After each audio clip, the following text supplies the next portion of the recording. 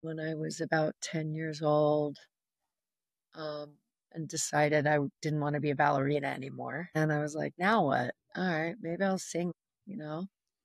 And I wasn't very good.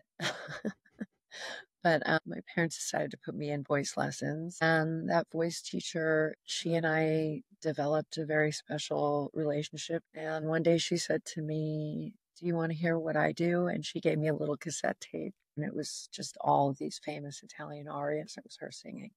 So I was like, yeah, this is what I want to do. And at that point, yeah, I started training as an opera singer. So I was always like into punk and ska and stuff like that. But like when I was going to shows, I was still studying opera. I was like going to punk shows and I was still studying opera. And so when my friends were like, "You're a singer, why don't you be in my band?" I was like, how am I going to do that? I don't know how am I going to.